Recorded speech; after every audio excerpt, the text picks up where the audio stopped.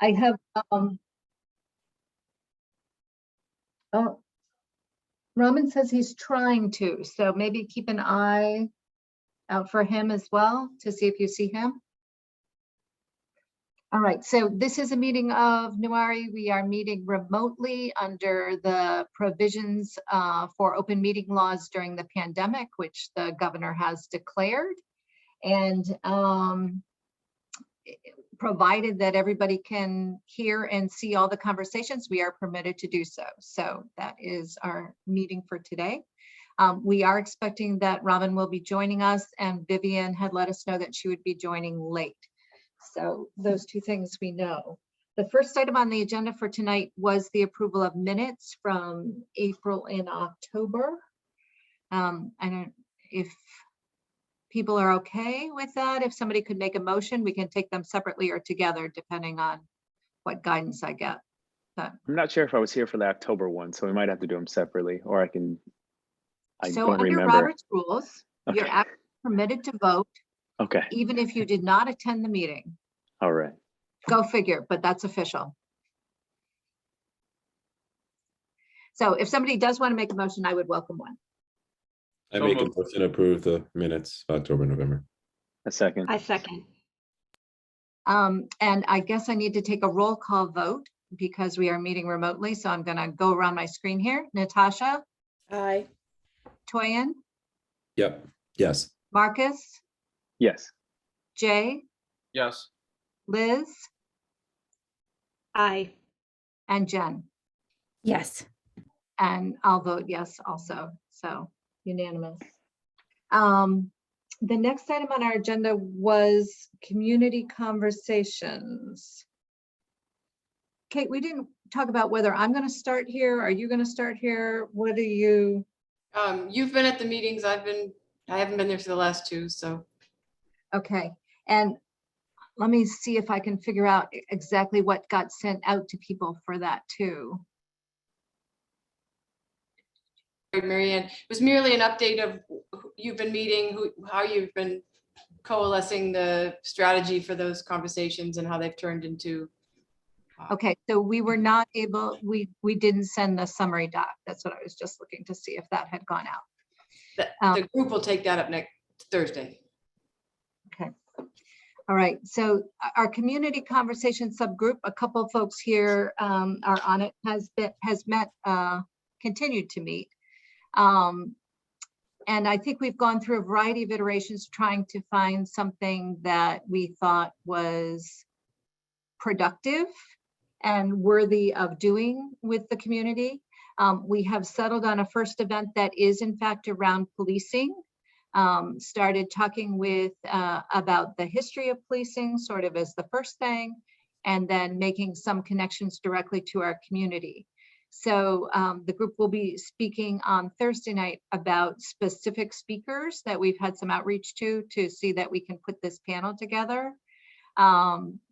And then we'll also have to get a date lined up for that. So we had hypothesized, and I'm not looking at the sheet, 2 other sessions also for the community. So I think what I'd like to do would be to have them actually meet and then bring that whole sheet with the outline for the 3 sessions to this group.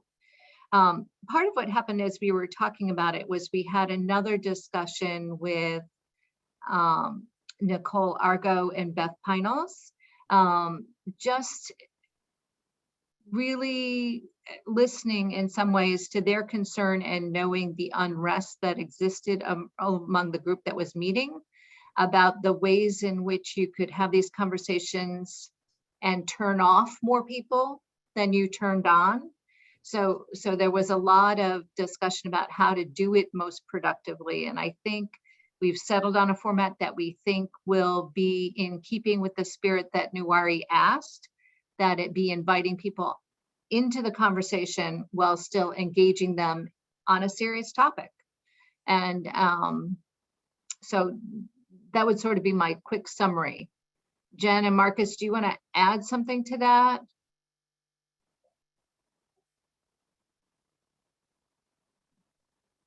I don't think I have anything necessarily to add. I don't I was not part of those conversations with Nicole and Beth. But I do know that that was part of what was part of the discussion in that working group. And Marcus, I know you've subsequently talked with Nicole and Beth. Right. And the last thing I talked about was more resiliency network things than community conversations, which I'm sure I'll get a better breakdown on Thursday about where we're going, because I missed the last meeting where we talked about kind of the structure and what the first iteration is going to be. Okay. So I think you did a good job summing that up for us. Thank you. All right. So Nicole and Beth do continue their work on the Resiliency Network, and they have also been reaching out to a variety of people about specific individuals in town from various communities that they can invite to be part of the Resiliency Network. And we've also been talking about specific communities that may not be as represented in some of the work that has been going on around racial equity, and working to invite them through the network to join the conversation. So I think we appreciate their being able to sort of tackle some of those areas one by one. And a number of us have been offering up various names of people who we think might be willing to serve in that capacity and join that effort. So. Marianne, Marianne, can we take a step back? Because Beth approached me regarding this, and I'm struggling, quite honestly, to be able to understand what we want to do across the entire landscape as a advisory committee for Newari. So she gave me background on the Needham initiative, but I just want to make sure, because as I look at my time and everybody else I know is quite limited, I just want to be able to understand the various work streams that are going and figure out where best to allocate my time, because I cannot do everything. Right.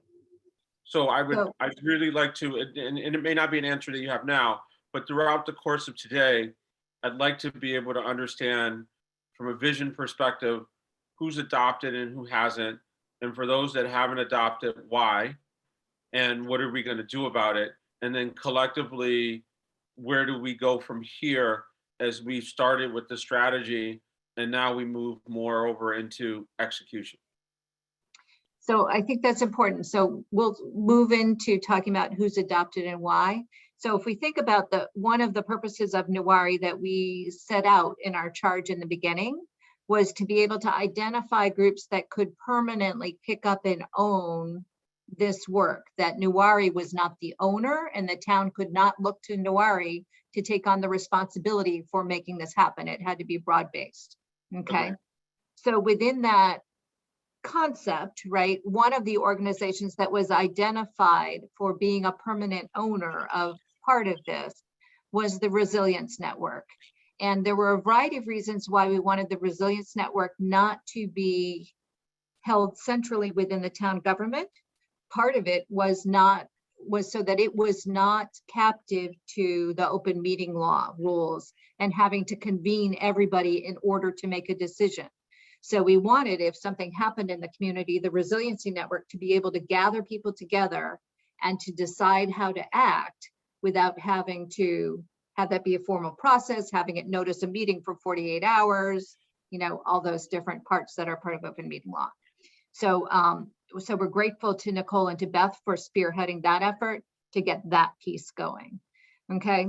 When we talk about other pieces, as you know, the group has continued to work with the chief and to have him in at the select board at regular intervals. About every 6 weeks he's been in, since last spring, I think, actually. So getting him, discussing regularly. And then within the area of affordable housing, I think the question was that it should be picked up to a greater degree by the planning board.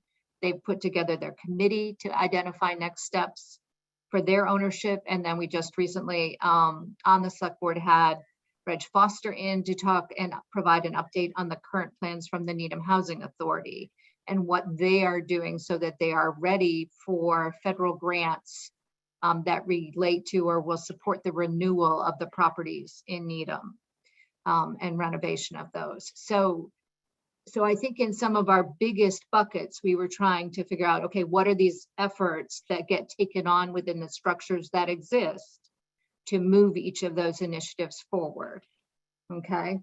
And part of the goal for that, right, was we had sort of said the Newari work would wrap up this year, and hopefully we will get to the point where we know sort of these different people who have taken it on. There will continue to be oversight work that will continue to happen, but it's not going to be done long-term by Newari, okay? So then I think that gets us to the discussion about the adopters and looking at those. But Jay, if the question is, am I committed to Newari for the long term? I don't know what exactly Nicole's ask was for the resiliency network, because I haven't heard how they're how they're thinking about that in terms of a commitment. I think this should be shorter term, and that would be a longer term piece, just as part of how I think about that.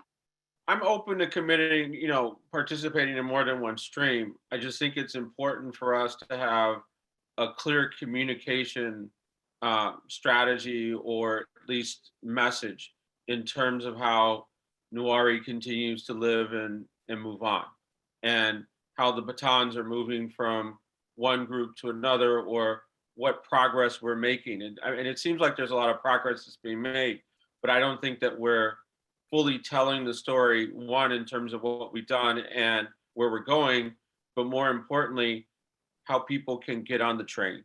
So, that's what I'm more interested in, because I think as we look at the work that we did for the better part of a year to put together the vision and everything is sort of, behind it, was amazing.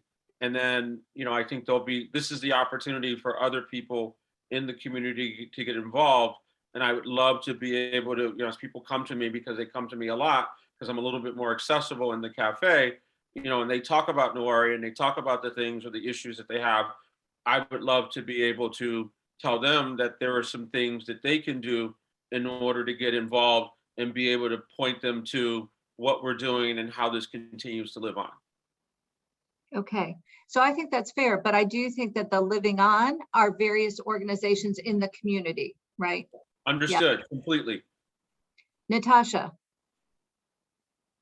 I agree with what Jay's saying. When I presented it to the planning board, they were very receptive, but they also felt like a lot of them said, we lived through the 60s and 70s where everything was kumbaya and then nothing happened.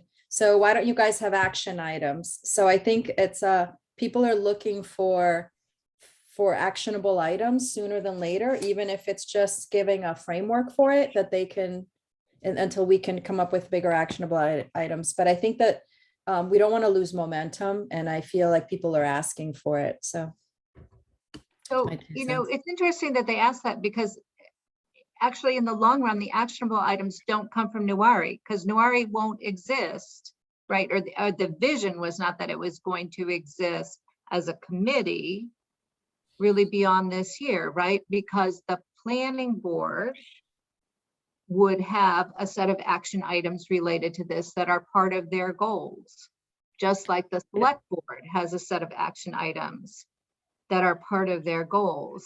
And similarly for the school committee and the school department, right? So Marianne, I'll throw this out. I mean, but don't we want it to be cohesive throughout the town, at least to have some, people are looking for guidance. I feel like if they don't get the guidance, it's going to fall through the cracks. And so they feel like, okay, so you made all this vision and this mission, but what does the town want to do? Do they want to, I'm just going to throw things like double check that your committees and the people that are being assigned to committees, that there's a good representation, diverse like just basic items like that then they can use as a checklist. Otherwise, some people will be extremely detailed and others will have no detail at all, and it'll fall through the cracks. So I think I've heard it from some people, so I just wanted to bring it up because I feel like people are looking for guidance. And when it comes from Nuari directly, it carries a lot more weight, I think, than people trying to figure it out. They're busy enough with the committees and their groups and with trying to get through. So just a thought of how we can help with that for those that want additional guidance. I think we can do some things, but Jay? Sure. So just following on what Natasha was recommending, I think as people sign on to the commitment of the vision of Nuari, I think we should go back with them with things that they should be doing to improve their equity / racial parameters, right? So, how are you going to look up, from a planning perspective, right, for each department? And I think there are probably 5 or 6 questions that we can come up with and ask them to send us the responses back. And I think it's a matter of perhaps maybe one of us, or every now and then those that sit on those committees that are also on this committee, being able to ask the question when there's a project that comes up, how did we achieve those objectives that as a committee we set out for ourselves? So I think this is where you talk about the handoff, and more specifically about these committees picking up the ball and owning it. They have to tell us what they're going to do in order to improve racial equity and social justice, and then live by the words that they've established for themselves. And in some instances where they're not being sufficient or as detailed enough, I think it's incumbent upon us to be a little bit more helpful or provide guidance or resources for them to dig a little bit deeper if they're not coming to the table with something substantial. Okay, fair enough. I agree. Kate, I missed you because you're in my upper left, but I see your hand is up, so. Thanks, Marion. 2 things. One is I just wanted to circle back real quick to the Resiliency Network, because when we talked to them, they were envisioning a way that they could set up more smaller group conversations on race, that the select board, who's sort of sponsoring with Nuari's help these more presentations, because they had expertise and they were getting consultants to do expertise on making sure that it was done correctly and with the right parameters and the best knowledge on that. And I think that when we listened to them talk about the things that needed to be in place to have those conversations, we realized that we didn't have the skill set. So maybe we could have them come in, Marion, to a meeting to talk about what they're talking about in terms of that piece. And the second, I think we've been gathering checklists, framework. I think that if this committee could come up with a document that said, if you're going to implement a new program, here's like you said, Jay, here's the 6 questions that you should be asking, and doing that for every program. I think that's the training.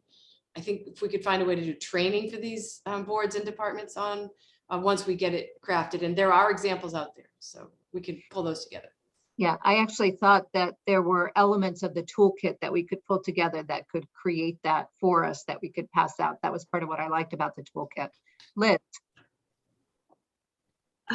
Yeah, so I've been thinking about this, and as I read through all of the documentation, I saw that some of the town committees, town organizations already have stated some action steps for themselves, whereas others clearly just accepted and approved the mission and vision with no sort of further action items or thought.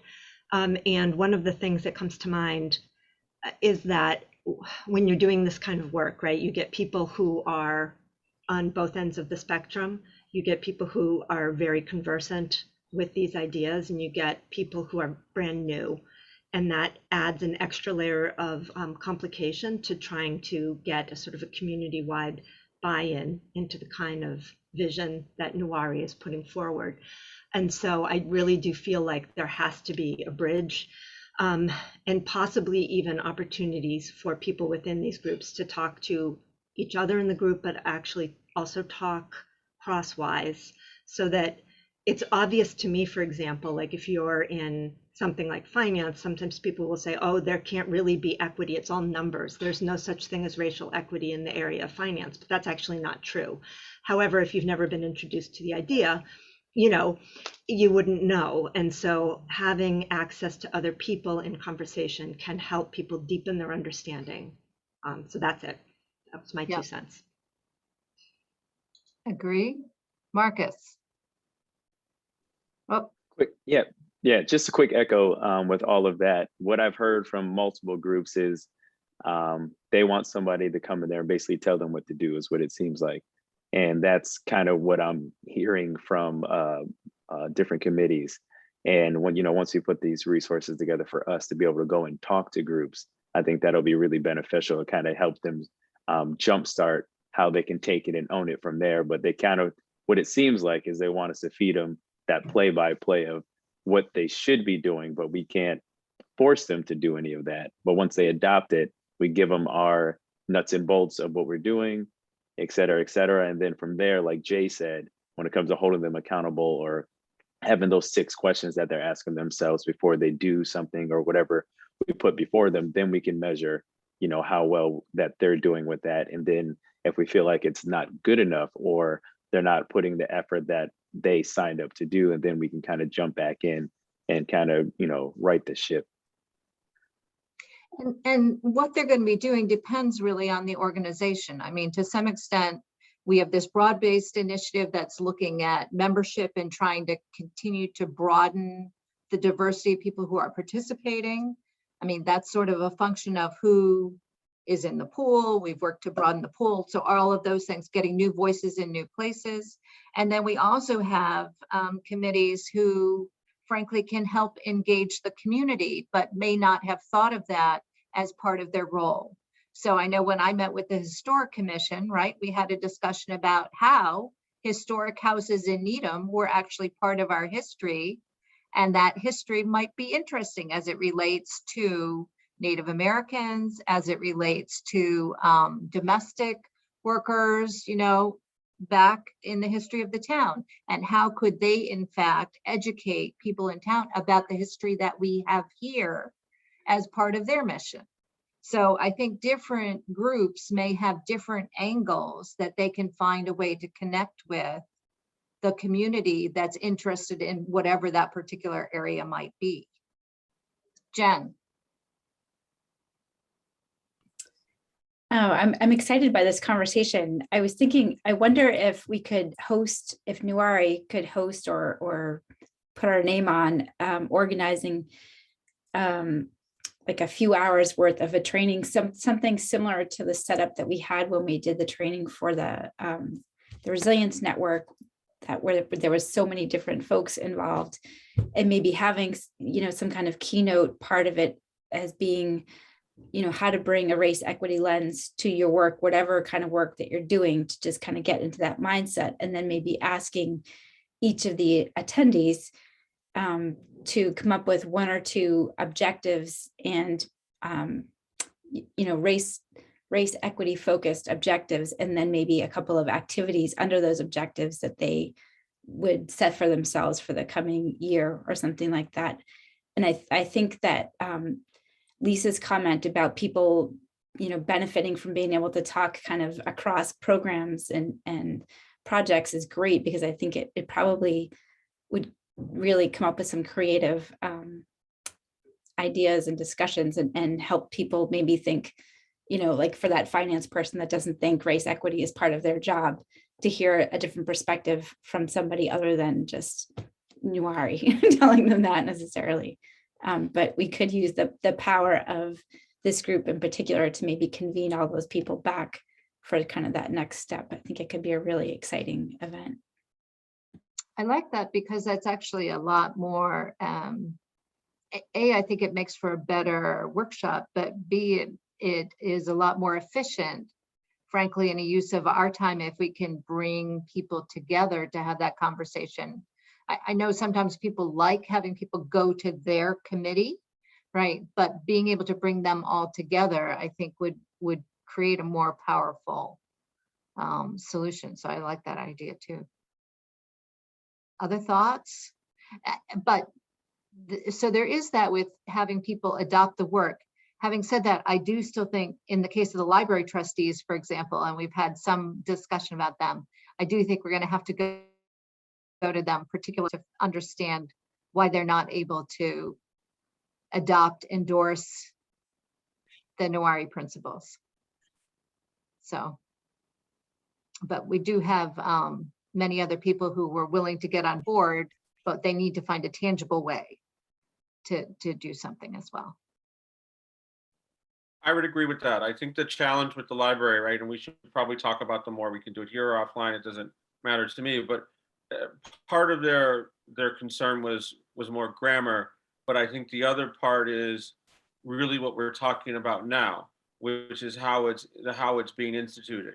And perhaps they may be a good group since they have some subject matter expertise on their staff to be a good pilot, if you will, of these 6 questions and how it's able to be integrated throughout their committee and their organization. Yeah. Do we want to take a look at some of the groups that have endorsed? Because I do think there's also a sense of, are there some people who we haven't heard from who we definitely want to tap into and go visit? Looking at that list. I don't know, Kate, are we able to share one of the other of those, or what?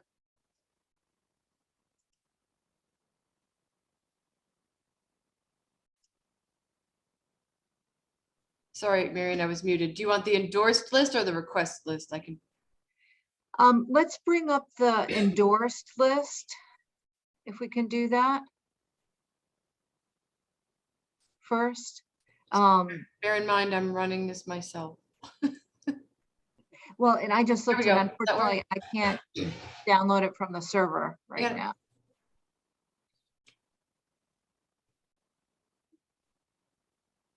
Okay, so this was taking a look at the boards and committees. Okay, which is certainly separate from any departments in town, which have a different set of work going on.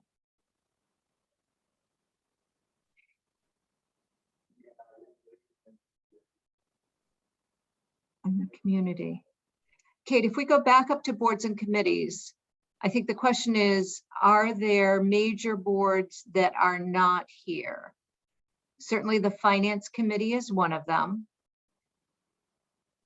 That other Excel sheet basically had all the yeses and nos, right? The other. Yep, you want me to get that one? That maybe, I think that just has a lot more of blank space. There are people that have not endorsed yet on that one. Then we can just see it.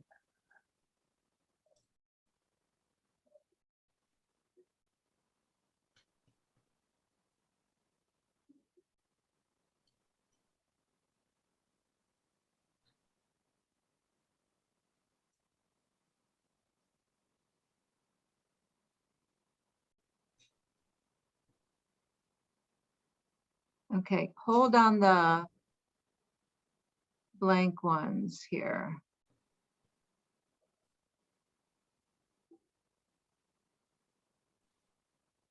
I'm pretty sure the housing authority did. I think that, or. they I were- also thought Conservation Commission had, by the way, but Yep, we can follow up with you. okay. But Board of Assessors, it looks like we have on here. The Golf Course Advisory Committee.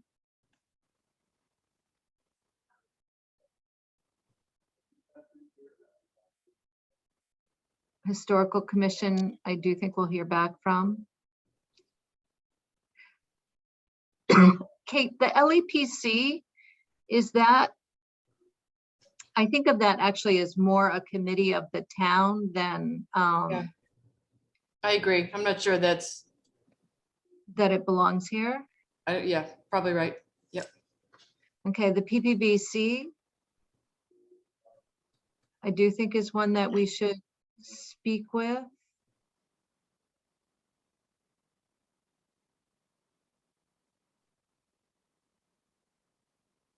And you And said the then we- housing authority did, or is that what you said? I thought so. I'll follow up. Okay. Sorry, Marianne. Well, and then we have this whole group at the bottom. Rail Trail, Solid Waste, Technology Advisory, Transportation Management, the trustees of Memorial Park, Water and Sewer Rate Structure. Many of them haven't met. solid waste, I don't, hasn't met, water and sewer hasn't met. Or actually solid waste did. We can make sure it gets on. Take that back. I think it was on their agenda. They might have adopted since, or they didn't send us a note. I'll follow up. I think PPBC is important because they hire a lot of architects and they, and contractors, and I think that that's an important group. And I feel like that ought to be something that we ought to be reporting on as part of, as part of a project. You mean like ongoing, like keeping, Well, what do you mean by that exactly? both minority participation in the workforce, for example. How many firms you contracted with that are minority or women business owners, those kinds of categories that we look at that tend to be the outliers in the construction industry, for example. So looking consciously at how do you broaden your workforce participation by broadening the businesses that you contract with. Basically what you're putting out to bids and whatnot, and who's giving the opportunity to right. be And a I part know of that those they track it. conversations. I know that they track it because we do have some goals from DCAM, and I'm not going to remember what DCAM stands for. Maybe Natasha can remind me. But I think, a legitimate question is, are we satisfied with the minimum goals, or do we expect more? I mean, that's a question for the community. DCAM has huge goals because I've been working with them on partnerships and all of that. And it's the Division of Capital Asset Management. Okay. So there are pieces like that that certainly can be discussed. So they are a group that we should work with. Marion, Sure. it seems, if you wouldn't mind, it seems like some of these maybe they haven't got to it. They need a reminder. If it makes sense to the committee, I can reach out to these town committees that haven't taken it up and ask them to do it. And if there's more question, then maybe a member could go to their meeting and talk about it. Does that make sense? I can do another round of reaching.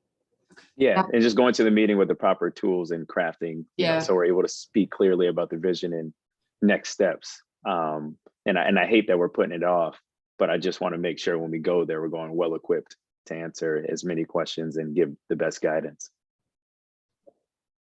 So to that point, Depending on what they say. Is there Go a ahead, way Jay, to, sorry. No, I'm sorry. I wanted to wait till you were finished.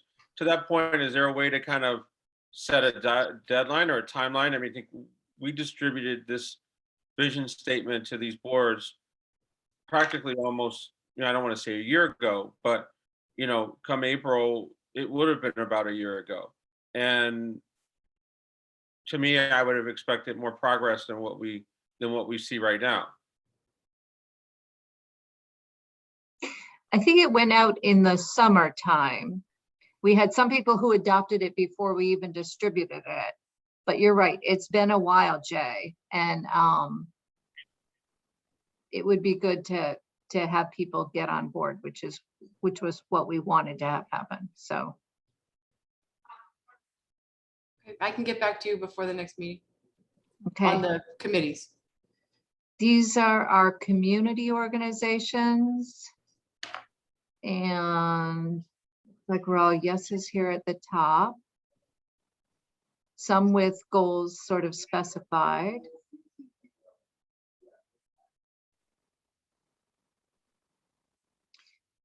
So looking at this list, right? I really would love to see the Exchange Club and the Women's Club for sure on board. Organizations like ICON.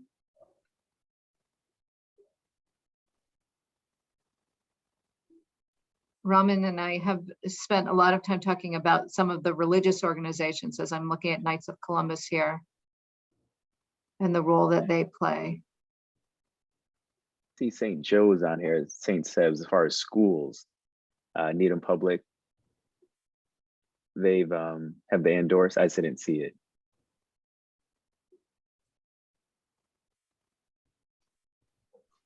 We don't have any specific endorsement from either of the schools. Okay, including Okay. Needham. Is the school committee here though? Oh, I don't see Yes. this. Oh, Yeah. where Yeah. are they? Right here. Got it. Okay, I do see. Yeah. So how do you want to think about the community organizations? Are they the group that we want to invite to a workshop to talk about it?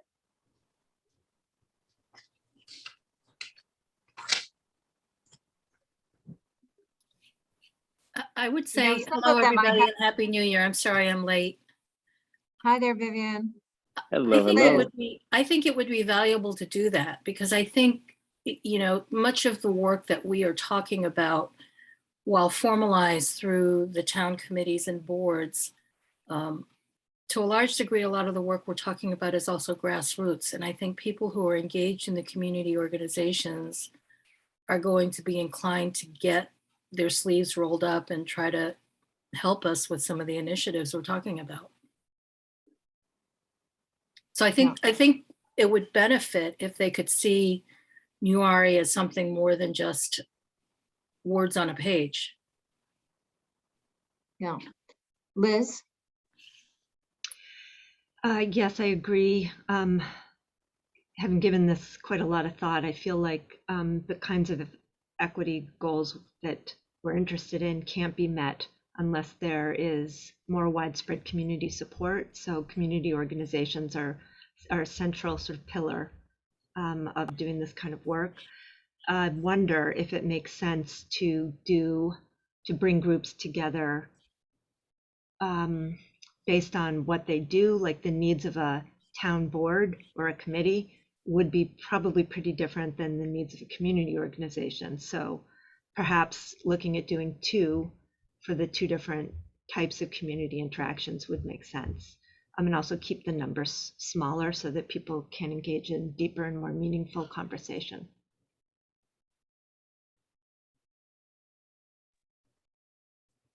What do others think about that? Does that make sense to think about doing a couple of sessions for groups? And inviting them? Hi, I'm not sure if you can hear me. Can you hear me? We can hear you. This is Ramin. Hi, everyone. I'm sorry I'm traveling and I have been listening, but I wasn't sure whether I could speak or not.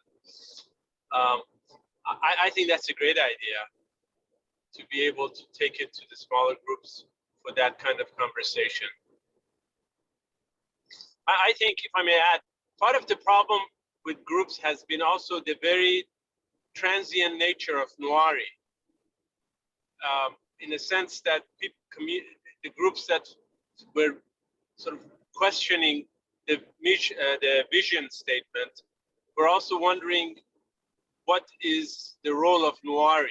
Is there going to be someone or a group as Newari who will be monitoring and encouraging and sort of pushing forward this agenda?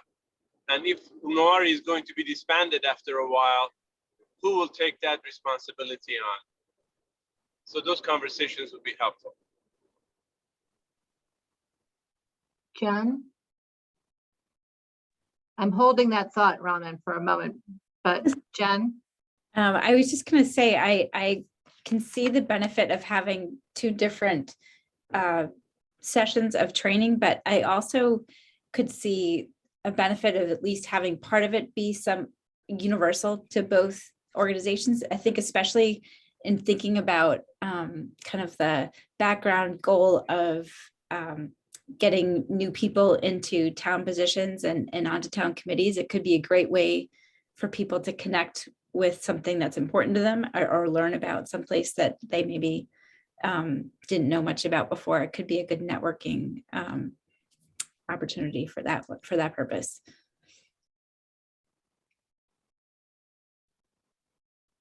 May.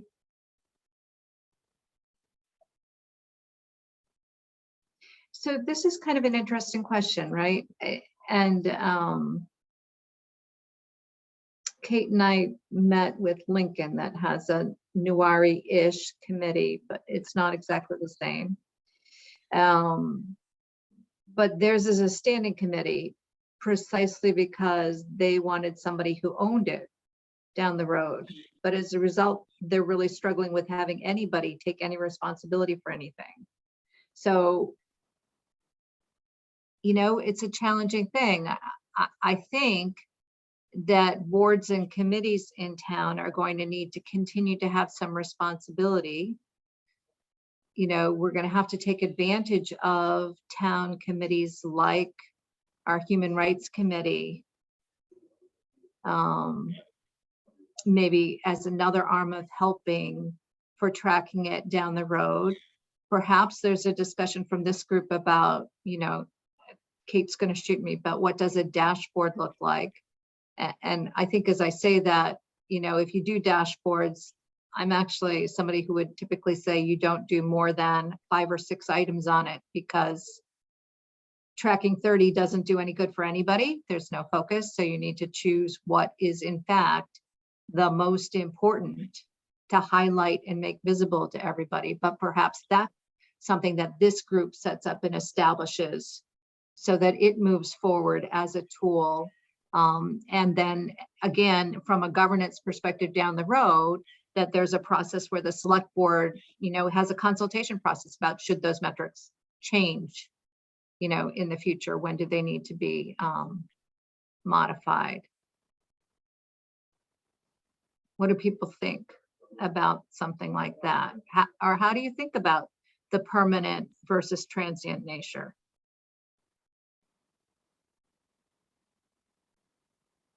Liz? I feel like the fact that I'm new to the committee is maybe going to make my comments kind of in left field, so forgive me.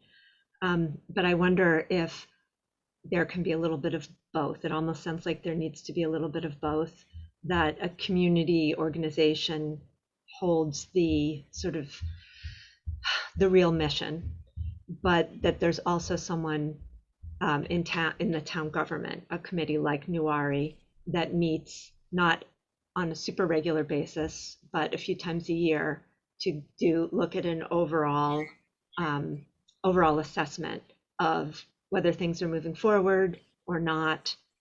So just a sort of extra layer of accountability, if you will. And then maybe have that group, off what Liz said, kind of divide, of those members can take certain 4 or 5 different committees or organizations and kind of be their liaison or kind of person with the checks and balances for that group, you know. And obviously the select board can be involved, maybe Human Rights Committee, but if this isn't forever, we have another group that, like Liz said, which could make sense, that meets biannually or whatever it is, and just has their certain groups that they check in with, you know, 2 or 3 times a year, and kind of go over the progress made and where there's room for improvement or success, and kind of monitor it that way. If that's not giving too much more work, but if people want to be up for that, you know, if this isn't supposed to last forever, then that could be an alternative. Well, I think it's important for us to find the right balance that this group is comfortable with. And I don't think we know where that is yet. And we certainly know we have more work to even accomplish what we initially wanted to do, right? We're not there yet either. Jay? So to answer your question in regards to whether or not if there's an ongoing commitment, regular commitment, or if it's transient, I think the way that we started with having a cross-functional group of individuals come together and put together the strategy has a lot of merit. As we were talking about earlier, being able to have these committees and community organizations make everything happen is monumental. So I think there is some sort of decentralized aspect that has to happen, because I'm not going to go to, you know, one of the finance committees and say, this is what you need to have happen. But I don't have an issue with sitting in on one of their meetings and saying, well, how are you looking at this, right? So, you know, I recently did, you know, at least, and I'll speak for myself here, right? I recently had to go in front of the planning board along with Miles from the town manager and the economic development director and building department for an outside patio. And, you know, one of the questions I asked them, because as many of you know, I also sit on the chamber as the restaurant head for the region. And one of the questions I asked them was, how equitable is this process that you're putting in place? You're developing a new procedure for outdoor dining. How fair is it? You're not going to be able to satisfy every single, restaurant, but what criteria are you looking at in order to make sure that it's fair and balanced and nobody feels like they're left out? So there was a lot of discussion in regards to, how that process would happen and what needs to occur in order for people to feel included, because there are some restaurants that are left out. But I think those are the types of things that we can do as an advisory board, and I still use that word, advisory board, to help these committees, but we can't do it by ourselves. I think that's also where these community organizations come in and say, what are you doing? Now, you also mentioned to your second question in terms of a dashboard.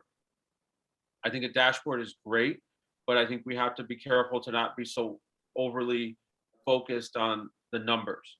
There are a lot of soft spots that need to be improved upon, and it's more over where did we hit it and where did we miss it.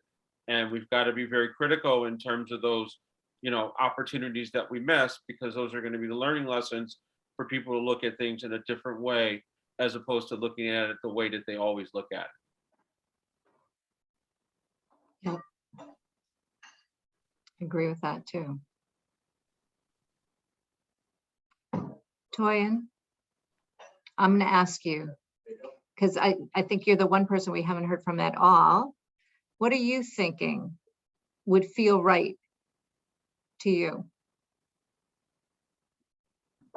I mean, I kind of like the idea of, at least as far as our role, or as far as a role for an organization, that I definitely think that we need some action plans, or at least something that we can give people so that they can take some specific actions. But I think having someone come back, or a group that meets every few months, maybe quarterly, to make sure that everyone is doing what they're supposed to be doing, is probably the easiest way to go about it.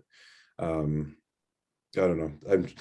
I'm tired. It's not fun being a pediatrician right now, but that's what I feel like. I just feel like it's there's no teeth. There's nothing right now. We don't have any. Yeah, we need some way to have some teeth into this process, and right now it seems like we don't have that. Okay. Liz? So I'm probably going to make myself the least popular committee member right now. I don't know how frequently Nuari meets, given that this is only my second meeting. But and obviously I really am very passionate about this work. I feel like to get done what we need to do in order to move this forward, there has to be more time together. And so I'm just going to put that out there, that I believe more time on our behalf needs to go into this in order to get this off the ground in the way it needs to. So I think that is a useful comment. I think the group had lots of time together. And then I think we backed off when we were at a stage where we had endorsements and adoptions rolling in, but then I think they kind of stopped, right? And now it's clear that it's actually going to take some work to make the other ones real. And there are some that we really need to get on board. So that we're going to have to figure out how to assess and how to move. Jen. I was thinking kind of along this idea of a follow-up to doing some kind of training, is that maybe there is like a Nuari quarterly or semi-annual kind of convening where everybody who has signed on and who has submitted an objective and some activities can report out to the whole group what their progress is, so that there might be a little bit of a chance for the groups to share what kind of things that they're doing, where they're reaching, where they're having some struggles, and maybe create a little bit of peer pressure if they are hearing other boards and committees who are coming out and doing things in that way. They're going to create inspiration, Jen. Inspiration. Indeed. It's a good word for it. Vivian.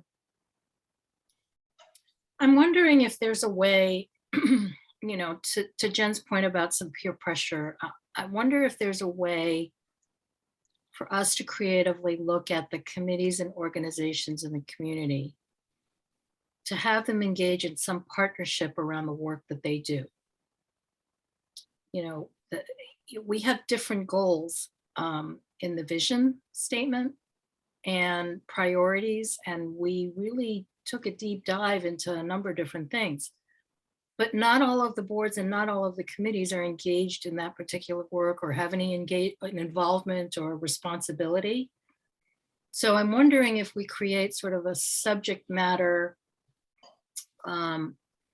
community effort collaboration amongst those groups, because then they can hold each other accountable. So I think that's related to the idea that Jen put on the table that said, you know, can we be a convener and can we get the groups to work across with each other in such a way that they are able to build on some ideas and find their hook to connect with. But Marianne, you do need someone to hold it all together, right? And so to hold the accountability for it, and it can't be this entire group. And is there a person dedicated to equity for the town that could take this on? Is it someone whose job will it be to, even if it's quarterly accountability or otherwise, again, it'll kind of die out. And so I don't think it's a responsibility of this entire group, but this entire group could touch base every so often. Maybe we need to pick up the pace right now to get us to a good place, but there has to be kind of someone that people know to go to, or an entity to go to make sure that it has continuity. Well, and I think when we asked for people to adopt, we didn't actually give them a contact point in the sense of, you know, if you need help to brainstorm or whatever, you know, here's the person you reach out to who may have access to us as well, you know, to bridge that gap. But maybe it says there's some different approach that we need to get the rest of the folks to go. Kate, within the town, I know this is something that we continue to think about, right? We're not at the point where we have a point person whose only role relates to equity. That is still a spread out kind of responsibility in several places. We haven't gone there yet. One of the things that I have heard from some organizations that have done a lot of work on this is that sometimes with the DEI coordinator, it can be all of the responsibility put on that person, and then like you're saying about the committees. Well, Nuari's working on it, so we don't have to.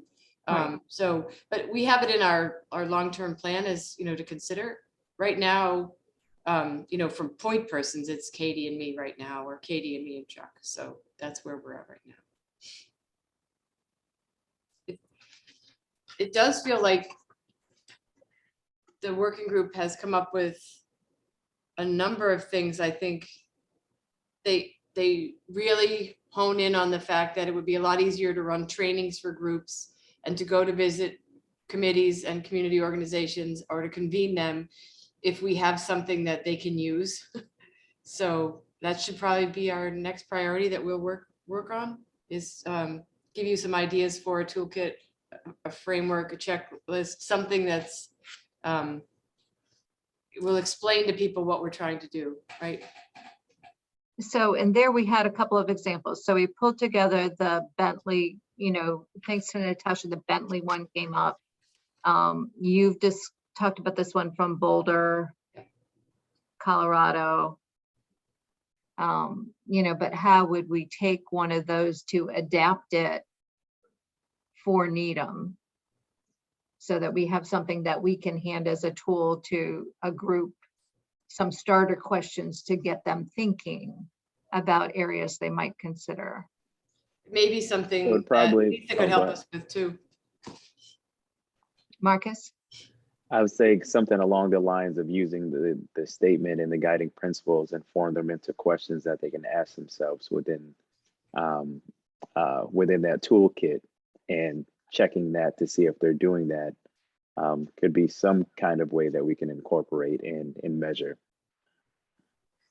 I agree. Just I thinking think out loud. yeah, a checklist is really helpful just to say it's the same thing, like is your board, you know, the composition of your board, the people that you're procuring, I mean, just basic stuff. I think the clearer we are, and then that'll get some questions going for some groups. But it's just kind of some basic stuff that that can get them kickstarted. Yeah, and the questions, I was just to say that the check marks, you know, not just that we're checking boxes, but, you know, seeing results in those check boxes. So if we were doing our job and interviewing, you know, putting bids out to minority-based companies and things like that, but they consistently don't get the bid, but we're checking the box saying that we're doing it, you know what I mean? So if we're just checking the boxes is one thing, but are the results, you know, is there substance to this, or are we just checking a box? So measuring So that says that. the box you want to check is one that's about results as opposed to one about, you know, did you kind of put it out there? And Yeah, Yeah. did you ask somebody something? That's the right question. Jay, I want to hop back, and I don't want to put Kate on the spot, but Kate, I really appreciate a lot of the work that both Katie and you do on this, but I think at some point we've got to talk about a resource. And I'm not saying that we need to make a decision on a DEI coordinator or something permanent, but I think all the things that we're talking about right now in terms of spending time researching items, putting together checklists, putting the strategy together and sending things out for us to respond to, perhaps maybe it's a short-term interim assignment where we can, you know, get somebody to help Kate and Katie with that if the money is there. I'm not sure if the money's there, but I think that's something that we should think about if we want to advance this a little bit before we get to a final decision on if we want to have a full resource. I think there are a lot of training tools that we could assemble by just having someone physically spend their full time going out and looking at these items, taking all the ideas that this advisory committee comes up with, and then we can have quick checkpoint meetings to see how those things are coming along. But I think personally that it's a lot to be able to push that onto Kate and Katie, given their other requirements. It's just my thought, but I wanted to throw that out there. Marianne, if I could just add before you go on, is that we do have a budget request in our budget for this coming up town meeting for $100,000 to support these DEI initiatives in the community and on staff. So that's something that we'll pull together resources to get these toolkits. But if we're going to start implementing over the next year, when you're pulling back a little bit, we'll have some more resources to have either contracted or even part-time staff to do that. So we are looking for that, but we need support for that to get that through town meeting. well, and to get that, well, through the FinCom first, and presuming. Well, it's a if we warrant don't get it article, through the Marion. FinCom, then certainly through town meeting. It's a So, warrant article. Yeah. Liz, Yeah, so thank you, Jay. As I've been listening to everybody talk, I have some experience doing this kind of work, and I just want to say that, like, to get individual people to come along and understand the various ways in which equity is important in their personal life or in their work or in a committee, that's actually really hard work. And it takes a big chunk of time. And then if on top of it, you add a group dynamic where you're asking a group to have really difficult conversations around subject matter in which they don't necessarily all agree. And not only do they not all agree, but what they're not agreeing on are sort of really fundamental core ideas that are central to who they see themselves as. That adds this extra really challenging layer. And so I just want to say that I think a checklist is a great idea. I think it's a great place to start. But if we want to actually make the change in the community, then we have to do the hard work of asking people to really think about who they are, really what their beliefs are, how those beliefs impact whatever work it is they're doing, whether it's community or committee. What about that is positive and impactful in a good way, and what about that is impactful in a way that's not so positive. And I'll just say, in a community like Needham, there are things that happen within our committees and our community organizations that result in racial inequities, not intentionally, but unintentionally. And just the process of kind of getting through all of those layers, it's really hard work. It's very emotionally fraught. And I worry, I just don't want us to end up endorsing something that will end up in a superficial response to equity, instead of the deep work of making changes that will touch at the processes of how we make decisions, who gets heard and who doesn't get heard. And I can give you an example out of education if you're interested, but maybe you're already all asleep. I don't know. Like an example, you hear a lot about representation in curriculum, right? And you hear about people wanting to make sure that books represent all of our students, regardless of their race, ethnicity, ability, whatever. And I'm not saying that is a bad thing. We 100% have to do that. But what that misses is that in all of these books, we can have students with all different abilities or gender identities or skin colors, but the books can still reflect the traditional white dominant culture and white dominant ideas. It's just that the students look a little bit different. And what you really want to get at is, what is the underlying message? How are we going to change what's under the surface to make our community more welcoming, an open community? All right, so that's a long way of saying that I think, there is a lot to do here and a lot to think here. And I would just like to throw that out and have everybody think about what kind of change and what kind of meaningful and sustainable change we want to see within our community. Vivian? I think Liz's point is important, that we're talking about a checklist that is not simply a check the box, right? We're talking about a checklist that is requiring engagements and real thoughtful consideration about what that means. And so when I think about the resources that need to be pulled together, it's also, I think back to when we had conversations about a shared glossary, right? A shared understanding of terminology and what we're discussing. I also think that, Kate, if there's going to be a warrant article seeking to provide funds to the town for its DEI initiatives, it will be very important, I think, to engage the committee's members and the organizations in our community about the work of NUARI, so that you have the support to pass that warrant article. Because I think, as everybody said, I mean, Toyin said, there's a level of fatigue involved, not only given the times, but also given the work. And I think it's going to be critically important for the success of implementing everything that we hope would be implemented in this community, to have somebody who is a professional staff member who will be able to drive that bus and coordinate all of the activities with all of these different groups. Because as an advisory group, we don't have the capacity to do that. And the idea of doing that ourselves is incredibly fatiguing. And it's also something, to some degree, Needham doesn't need to reinvent the wheel.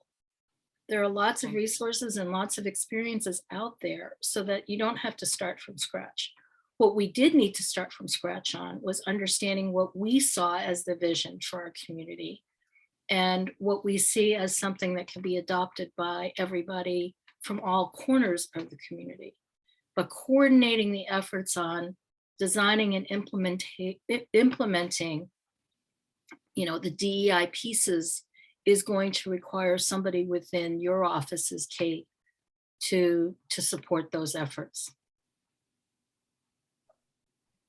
I agree with Vivian. And one thing that I know happens in the private sector is that the HR group is very involved in it as well with training. So I don't know the resources for this or anything, but just the thought that this could be something that It needs to be someone that has knowledge about HR as well, but anyway, just a thought. Well, so Kate can share the tale of woe. I mean, Kate has been working on, as I think all of you know, because it's one of the areas that we talked about with HR, was bringing in the training, first of all, for the managers, right? And then rolling from there. And the answer is, at this point, we can't even get a call back from the group that we're trying to reach for training because they are so overwhelmed right now. So it's a interesting time in the world to be working on this. But yes, critically important. And I do think the folks from HR are clearly part of the process and have expertise to bring in this area. I would also just say is we use the word toolkit or checklist. I mean, part of what I liked about the Bentley one was that some of it was just good open questions, which I think is definitely part of it, to get people, again, to think about the work that they do through this lens and how they can connect. So if we want to move this to some discussion that's more concrete for right now, for what can we do best as next steps. I guess I'm open to the group in making some suggestions, but certainly part of what I've heard, we could, as a group, think about getting together for our next meeting sometime soon, just to look at some of these toolkit examples or checklist examples to determine what's the one that we want to use as a discussion tool with groups. That could be step one. And then the next step would be to convene some of these groups that are not yet participating or are participating, to engage in a conversation about what that work might be to them.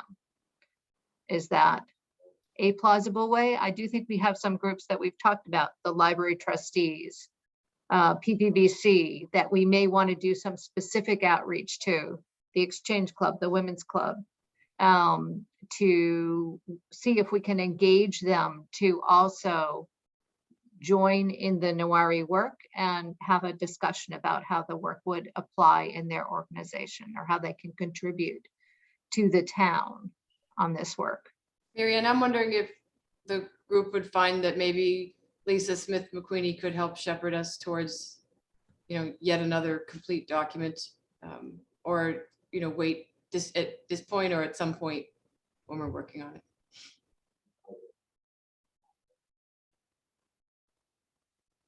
Vivian? I am mindful that time moves very quickly these days, despite COVID. And I'm sitting here thinking we are almost at mid-January. And I'm mindful that not only is the town's budget going to be up very soon for review, but the budgets of a lot of different committees, to the extent they have, for example, the library, they have certain departments which may have some budgets that could help facilitate some of these efforts for their related activities.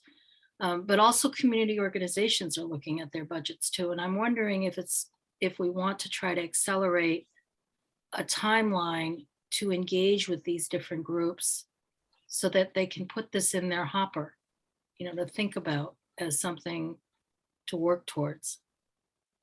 In other words, I'm not sure we want to wait 2 months to start that ball rolling. I'm thinking we want to get them engaged and involved. And I don't want them to be sitting, to Jay's point, a year out saying, well, what is Newari doing? And why have they been so quiet? Yeah. Jay? I think there's three streams that we can work simultaneously. One is being able to get the committees that haven't adopted to adopt, and working on that stream in terms of getting folks to speak to those committees where there are issues and to have the committees meet where there aren't. The second one is an educational component, which we've talked a lot about. And then the third one is about measuring. whether it's a checklist, whether it's a progress report, whether it's a communication strategy or whatever have you. All three of those things can be worked on at the same time. And perhaps maybe we can divide and conquer this committee, if you will, to be able to take some of these items and make them move faster for perhaps a first quarter close to make a lot more progress than where we are right now. Yeah. Jen. I'm just wondering, do we have access to any money for this education training piece? Do we have any funds that could be used to bring somebody in? To do the training or to coordinate the training and come up with the curriculum? Like, I have limited resources, and we've been using Lisa for the conversations group that's ongoing, which I didn't have budgeted, so figure that out. But there's always something I can figure out. Sorry, I just want to interrupt, just to piggyback on the point that Janet mentioned in regards to money for training. I think we should be very clear on what we want to train people on before we start spending any money, and then really have a multi-dimensional training plan, as opposed to just putting certain things out there. And maybe, Kate, that's where Lisa can help us talk about, best practices in terms of how you should train different committees, how you should train different groups and so forth. And then maybe we can look at what training we want to do from there.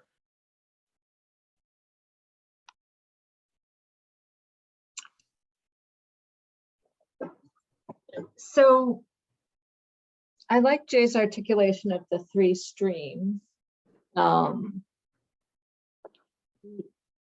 The first one, right, getting committees to adopt, is almost a two-step thing. One is we need to go out and remind them that we asked for this and asked for some feedback.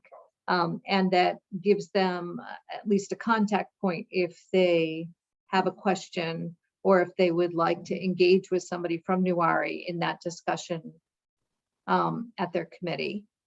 Okay, so I think that's one stream that we need to kick off to figure out where we really do have gaps, as opposed to people who have just forgotten and haven't put this on their work plan.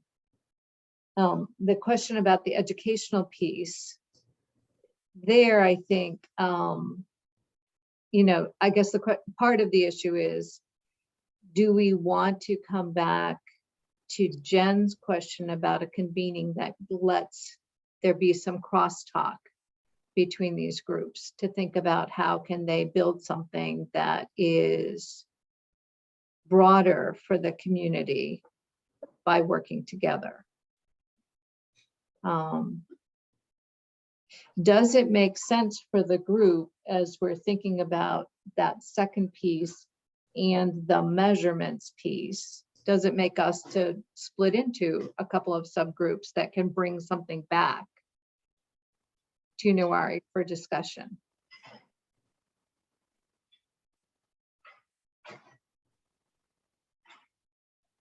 I'm open to other plans. I'm just trying to think out loud here. I'm supportive of what you outlined. I think I think I am completely in agreement with this, but one thing that this shows is the criticality, the role of Newari in terms of all these questions that are, all these lines of action that we can take show that there's so much work that needs to be done. And I guess it could be overwhelming, but at the same time, we got to start somewhere and just plot on and get these various things that are mentioned here. The 3 points that Jay made, I think were excellent. And the point from Jen also, these are all critical, needed things to happen.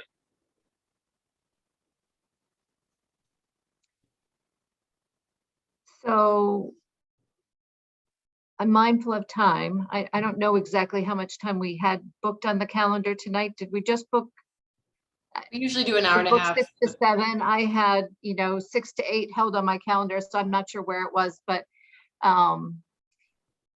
if we wanted to think about people who could focus on this educational convening piece, on a group that could focus on the measurement toolkit kind of piece, how would people like to, do people have a sense of where their preference would be, or do we want to have everybody send this would be my first choice, this would be my second choice, into Kate, and then we can take and look at how we could put the groups together? What would you like to do?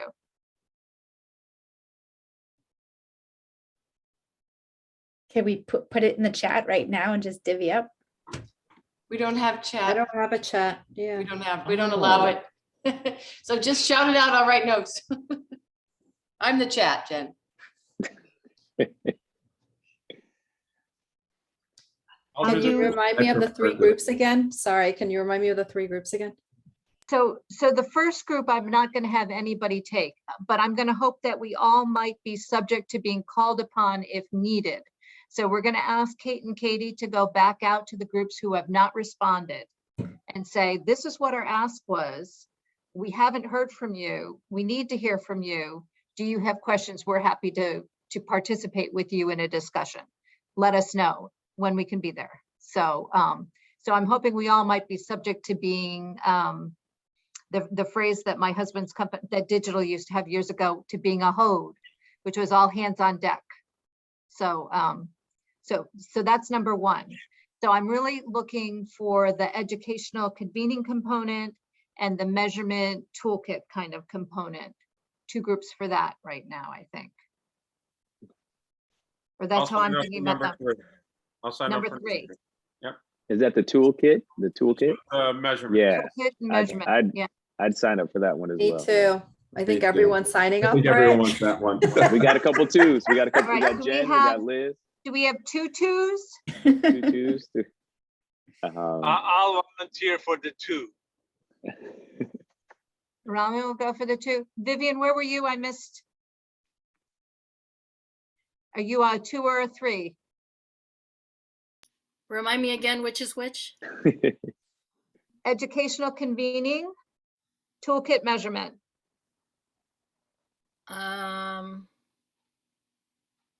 I can do either.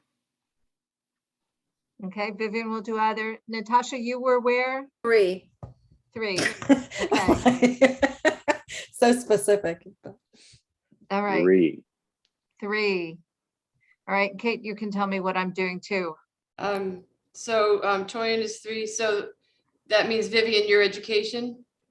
Okay. So Jen, Liz, Raman and Vivian, education, Jay, Marcus, Natasha, and Toyin, toolkit. Right. Okay. And you could help me with the committees. Is Okay, that right. everyone? Did I get everyone?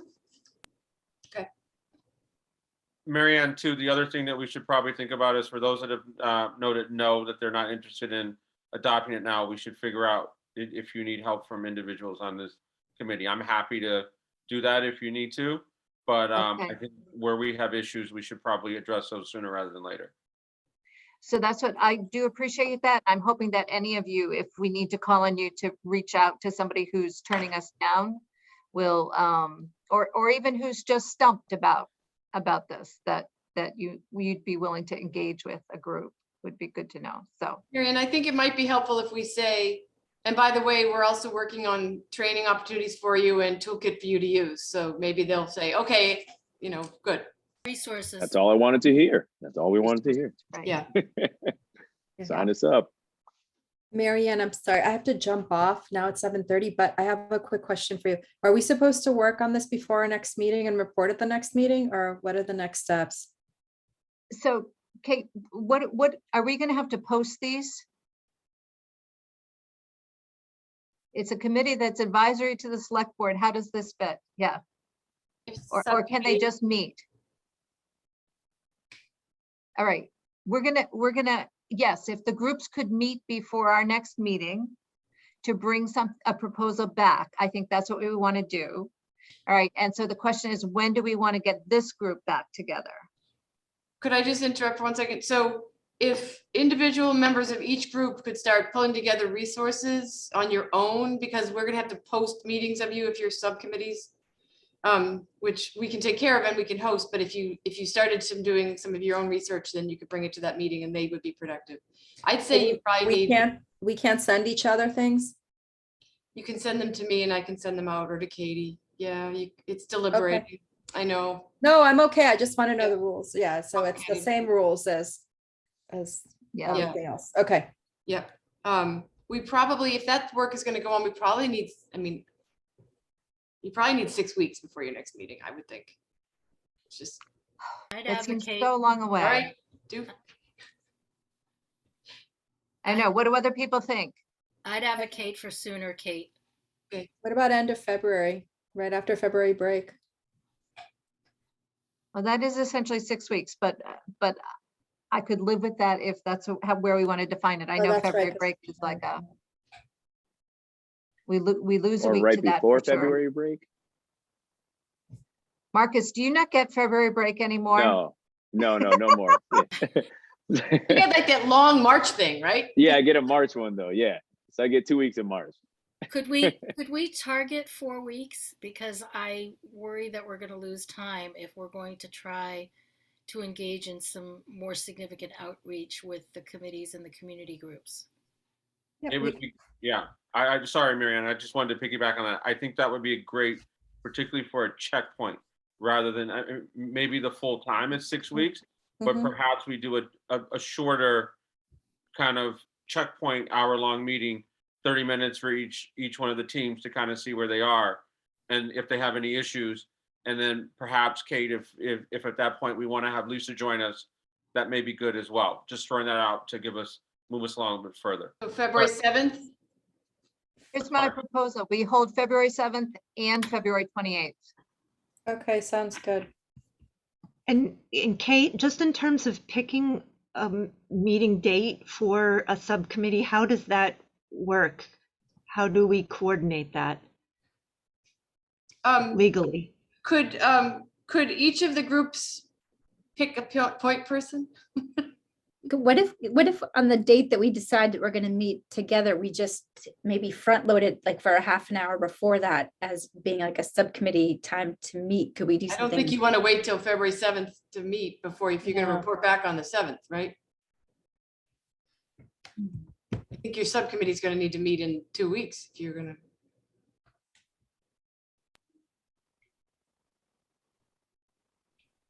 Are we able to let the subcommittee coordinate for a date? No, Or not. I'll do it tomorrow. So we can Okay. follow up with Kate. I'll send it So- out. I'll send to each group tomorrow. I'm You can sorry, send to Kate. me. Okay.